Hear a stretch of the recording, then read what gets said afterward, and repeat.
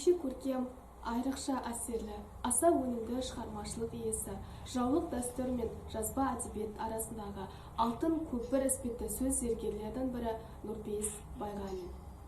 Екі кезең әдебиетін ұштастырудағы маңызды орын осы ақын шығармашылығына тиесілі. Ол қазақ поэзиясындағы дәстүр жалғастығының ең белсенді үдерісін жасаушылардың бірі болып табылады. Биыл халық ақыны, бірегей шығармашылық тұлға Нұрпейіс Байғаниннің туғанына 160 жыл толып отыр. Сонымен қатар Ақтөбе өңірінде өлкелік әдеби туындыларды кеңінен насихаттау мақсатында 2011 жылдан бастап дәстүрлі түрде өткізіліп келе жатқан «Оқитын өлке» акциясына Нұрпейіс Байғаниннің шығармалары жалпы оқуға таңдалып алынды.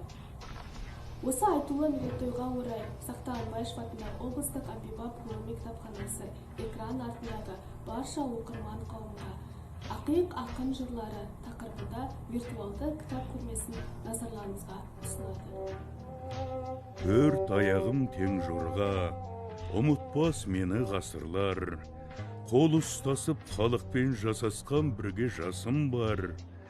Тарихтың кілті қолымда шежіре, шешен атым бар. Нұрпейіс Байғанин. Нұрпейіс Байғанин қазақтың мұхиттай шалқыған атақты жырауларының асыл тұяқ еді. Ол 16-17 жасынан ақ бала жыршы атанған. Абыл, Шернияз, Нұрым, Қашаған, Ақтан, Қазақбай, Сабыр тәрізді белгілі ақындардан тағылым танып, бір қатарымен айтысқа түскен. Халық сүйіп тыңдайтын Құбығұл, Төрехан, Қобыланды, Ертарғын, Алпамыс, Қырымның қырық батыры, Қыз жібек, Айман Шолпан сияқты дастандарды жырлаған. Осыншама ұшан теңіз мұраны жадында сақтау әуелден ақ тумысы бөлек пенденің пешенесіне жазылса керек.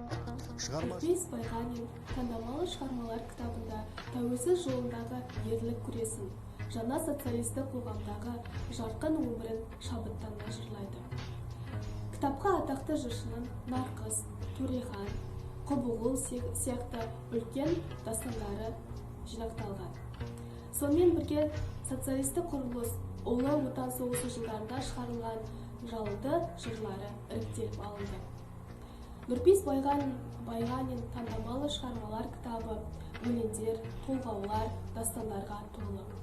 Алматы қаласы жазушы баспасынан 1991 жылы құрастырылған, ал оның құрастырушысы Оразгүл Нұрмағамбетова. Нұрпейіс Байғанин атамыз ел арасында асқан жыршылық өнерімен де кеңінен танылады. Ақынның таңнан таңға жалықпай жырлаған Телегей теңіз, Төрехан, Құбығұл, Ақ кенже секілді жыр дастандарын Ақындар аманаты сериясымен басылып шыққан 2014 жылы Алматы қаласы Нұрлы пресс KZ баспасынан жарыққа шыққан Нұрпейіс Байғанин шығармалар кітабынан оқи аласыздар.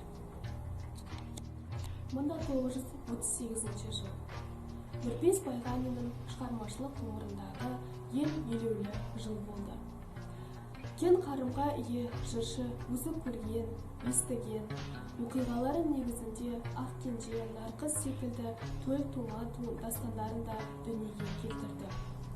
Ал Нұрпейіс Байғаниннің немересі Ерболат Момынұлы Байғанин қазақтың халық ақыны Нұрпейіс Байғанин атындағы мәдени қор ашып, Нарқыз кітабын 2008 жылы жарыққа шығарды. Бұл басылым Нұрпейіс Байғаниннің тек қана Нарқыз дастаны ғана емес, сонымен қатар Қарасай Қази, Ақ кенже дастандарын көпшілік қауымға ұсынады. Сонымен қатар 2012 жылы осы қазақтың халық ақыны Нұрпейіс Байғанин атындағы мәдени қордың бастамасымен Нұрпейіс Байғаниннің 3 томдық шығармалар жинағы Алматы қаласы Қазығұрт баспасынан басылып шыққанын да айтқым келеді. Ұлт тарихының маңызды белестерін халықпен бірге өткерген, 70 жыл жырлап, өз дәуіріндегі азаматтық тарихтың көркем шежіресін жасаған Нұрпейіс ақынның өлеңдері мен дастандары және оны көзімен көрген әдебиетшілер жазып қалдырған естеліктері Ақтөбе кітапханасы сериясының 2011 жылы жарыққа шыққан көк томдықтың екінші томына енген болатын. Нұрпейіс ақын шығармашылығының соңғы кезеңі Ұлы Отан соғысы жылдарына тұтас келді. Жеңіс сағатын тағатсыздана тосқан, ауру меңдеп төсек тартып жатқан соңғы сәтіне дейін жігерлене жыр жазған ақынның «Мен өлмеймін, өрлеймін» атты өлеңі де осы басылымға жарияланған.